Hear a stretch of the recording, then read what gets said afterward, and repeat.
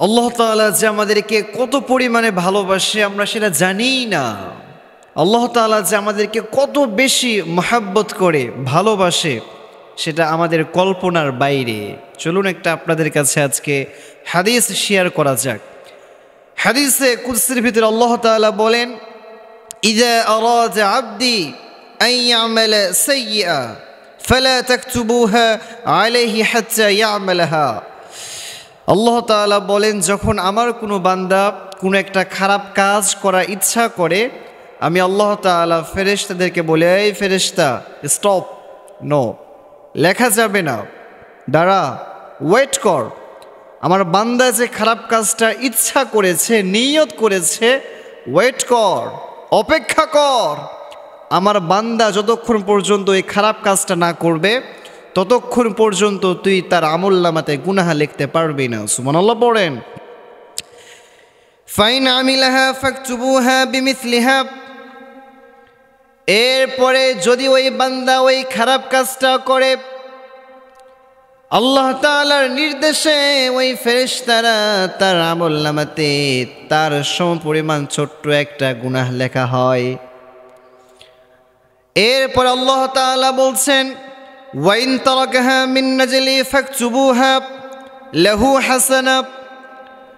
আর যদি কোনো বান্দা কোনো খারাপ কাজ করার ইচ্ছা করে, এরপরে সে শুধুমাত্র মিন আজলি, আমি আল্লাহ তাআলার ভয় করে, আমি আল্লাহ তাআলাকে ভয় করে, আমি আল্লাহ তাআলাকে রাজি খুশি করার জন্য সে ওই খারাপ কাজটা ছেড়ে দেয়।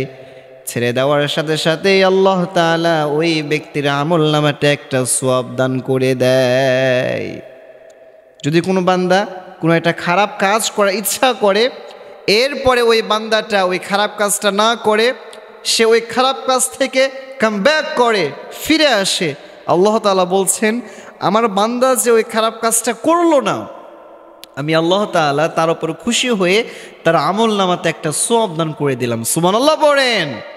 কোনো যুবক যদি তার গার্লফ্রেন্ডকে SMS করার জন্য সে ফোনটা হাতে নেয়, সে SMS করবে, ইন দ্য মিন টাইম সে ভাবছে, আহা, আমি যে আমার গার্লফ্রেন্ডকে, আমি যে একটা অপরিচিত মেয়েকে SMS করব, পৃথিবীর কেউ না দেখুক, পৃথিবীর কেউ না জানুক, কিন্তু জানেন একজন, সব আওয়াজ দিয়ে বলেন তো তিনি কে? ওই বান্দা, ওই যুবক যখন এই বিষয়টা তার মনের ভিতরে বসিয়ে আল্লাহ তাআলাকে ভয় করে ওই খারাপ কাজটা থেকে ফিরে আসবে, ফিরে আসার সাথে সাথে আল্লাহ তাআলা ওই যুবকের আমলনামাতে একটা সওয়াব দান করে দেন। সুবহানাল্লাহ পড়েন। আবার আল্লাহ তাআলা বললেন, ওয়াইদা আরাদা আন ইয়ামালা হাসানা। যদি কোনো ব্যক্তি একটা ভালো কাজ করার ইচ্ছা করে, ওই ভালো কাজটা করে না, শুধুমাত্র নিয়ত করেছে, নিয়ত করার কারণে আমি আল্লাহ তাআলা ওই ব্যক্তির আমলনামাতে একটা সওয়াব লিখে দিই। আবার যদি ওই বান্দা নিয়ত করার পরে ওই ভালো কাজটা সম্পাদন করে ফেলে, আল্লাহ তাআলা বলছেন, আমি আমার বান্দাকে শুধুমাত্র আর একটা নেকি দেই না, আমি আল্লাহ তাআলা আমার ওই বান্দার আমলনামাতে ওই একটা নেকিকে বিআশরি আমসালিহা ইলা 700 দিফিন, 10 থেকে নিয়ে 700 গুণ পর্যন্ত বাড়িয়ে দেই। সুবহানাল্লাহ পড়েন। দেখেন আল্লাহ তাআলা কত দয়াশীল, কত মায়াশীল। আল্লাহ চান যে আল্লাহ আমরা তার নিকটে ফিরে যাই। আল্লাহ তাআলা চান যে আমরা কেউ যেন জাহান্নামের ভিতরে ঢুকে না যাই। আল্লাহ তাআলা চান আমার প্রত্যেকটা বান্দা আমার কাছে ফিরে আসুক, আমার জান্নাত আমার বান্দার জন্য অপেক্ষা করছে। এই জন্য প্রিয় ভাইরা, কি ভুল করেছেন আপনি, কি অন্যায় করেছেন আপনি, কি জুলুম করেছেন আপনি?